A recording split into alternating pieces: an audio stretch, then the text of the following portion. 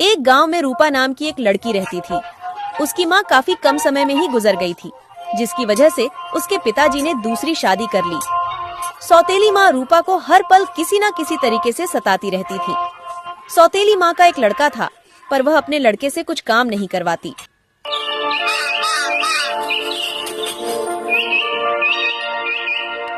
बाप रे, काकी आज बहुत नाराज होगी।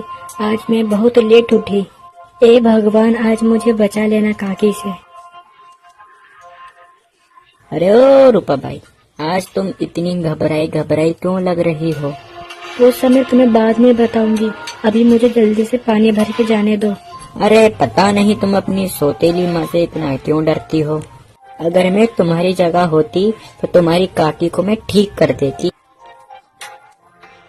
अगर काकी गुस्से में हुई तो मेरे लिए बिल्कुल भी अच्छा नहीं होगा। इस तरह वह डरते डरते घर पहुंचती है। क्यूरी, आज इतनी देर कैसे हो गई? कहाँ मर गई थी? पानी लेने में इतना समय लगता है क्या? हाँ काकी, आज मुझे उठने में थोड़ी देर हो गई। देख रूपा, मुझे सुबह उठकर चाय लगती है। बस काकी, आप 10 मिनट बैठो, मैं अभी दूध लाकर चाय बनाती हूँ।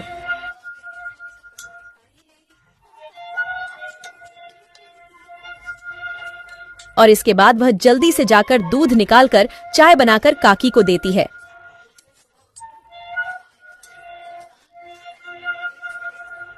अब मेरा खड़े खड़े मुंह क्या देख रही है? जा जाकर घर का काम देख। आज मुझे पूरा घर साफ चाहिए।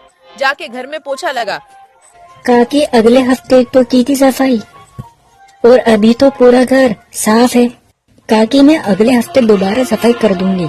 ये लड़की तो मुझसे ही मुंह चला रही है।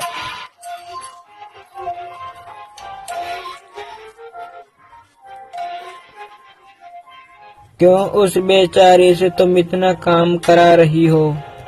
दिन भर काम काम काम। ज्यादा काम के कारण उसकी तबीयत खराब हो सकती है। क्या बात है, कुछ ज्यादा नहीं बोल रहे? अगर इतनी ही दया आ रही है तो तुम ही सारा काम कर दो। अच्छा, मेरी कुछ दिनों से तबीयत खराब है, इसलिए मैं घर पर हूँ, इसलिए तुम ज्यादा बोल रही हो। तुम तो ऐसे कह रहे हो जैसे मैं तो कुछ काम नहीं करती।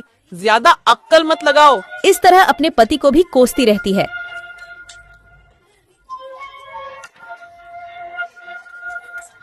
रूपा अपना काम करके आती है।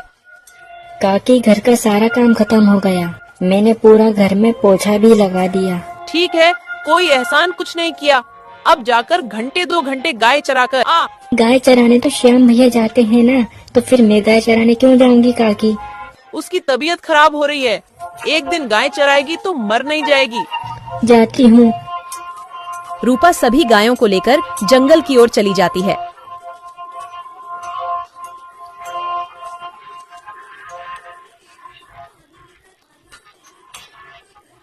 ये काकी मुझे कितना परेशान करती है। हर काम मुझसे करवाती है, खाना तो मुझसे बनवाती है, कपड़े भी मुझसे धुलवाती है, झाड़ू पोछा सब मुझसे करवाती है।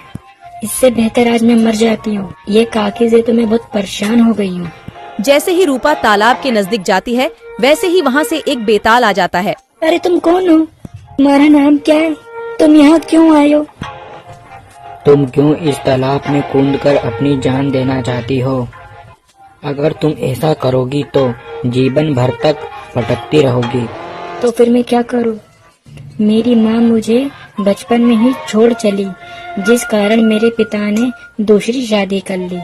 मेरी दूसरी माँ मुझ पर बहुत अत्याचार ढाती है, हर काम मुझसे करवाती है, मुझे बहुत परेशान करती है। तुम चिंता मत करो, तुम्हारी काकी आज के बाद तुम्हें कभी परेशान नहीं करेगी। तुम्हारी काकी को मैं एक सबक सिखाना चाहता हूँ। तुम चिंता मत करो, मैं तुम्हारी काकी को कुछ हानि नहीं पहुँचाऊंगा, बस एक केवल सबक सिखाऊंगा। इतना कह बेताल वहाँ से गायब हो जाता है।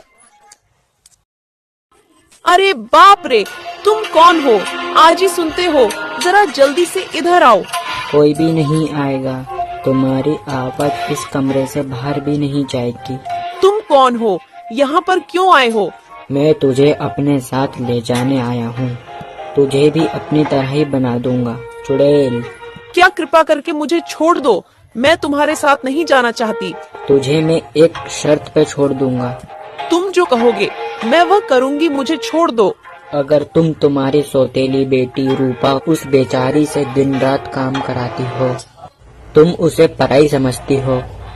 आज के बाद मैं रूपा से एक काम भी नहीं करवाऊंगी, उसे अपनी बेटी जैसा रखूंगी। ठीक है, देखता हूँ मैं। इतना कह बेताल वहाँ से गायब हो जाता है। जब रूपा गायों को चराकर घर वापस लौटी तब उसकी सौतेली माँ, रूपा बेटा आ गई, ले ये खाना खा ले। आज तूने सुबह से कुछ भी नहीं खाया। बेटा मुझे माफ कर दे, मैं तुझ पर बहुत जुल्म ढा रही थी। मुझे अब सब समझ में आ गया है। आज के बाद मैं तुझसे कुछ काम नहीं करवाऊंगी और तुझे अपनी सगी बेटी जैसा रखूंगी।